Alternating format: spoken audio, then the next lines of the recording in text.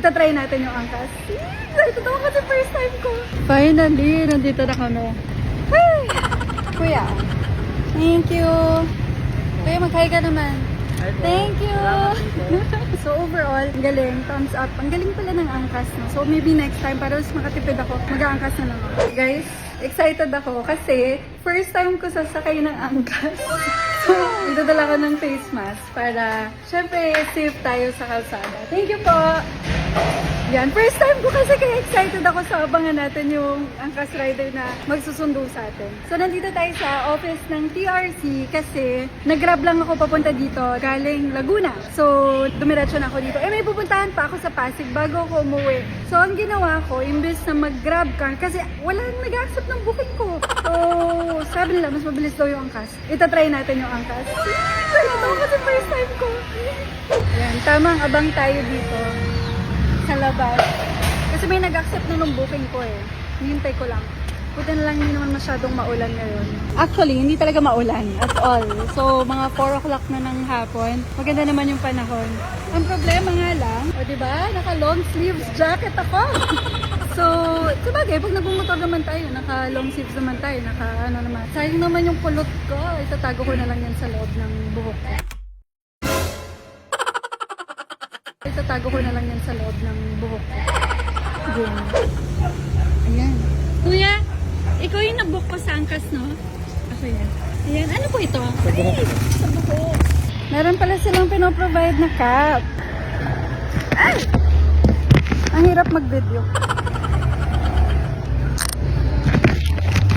Ayan! Ayan! Opo.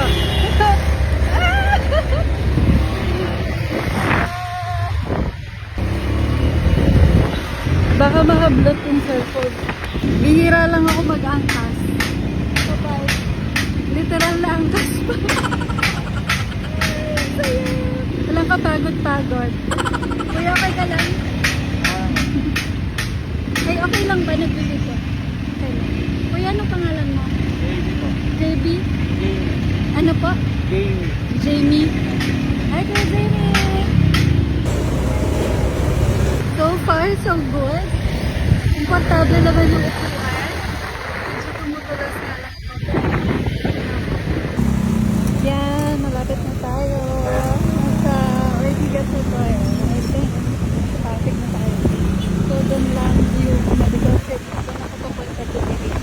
Galing ni Kuya sa mga shortcut eh. Finally, nandito na kami. Hey! Kuya, thank you. Kuya, mag-hi ka naman. Thank you! So guys, nakarating ako dito sa pupuntahan ko sa Ortigas ng 4:58. So ibig sabihin 30 minutes din yung natipid ko. Doon medyo magulo yung buhok ko. So sobrang convenient talaga. Plus sobrang mas mura pa siya. Kasi sa Grab car, around 600 yung dapat babayaran ko. But this time, it's just 178. O diba? Kahit 200 ibigay ko kay Kuya. Talaga sobrang tipid siya. Plus sobrang helpful yung hairnet na ginagamit nila. Para syempre mas hygienic, mas malinis. Kahit na ilang beses na naulit gamitin yung helmet na pinoprovide nila. At least malinis kasi naka-hairnet tayo. So overall, ang galing, thumbs up. Ang galing pala ng angkas. No? So maybe next time, para mas makatipid ako, mag-aangkas na lang ako.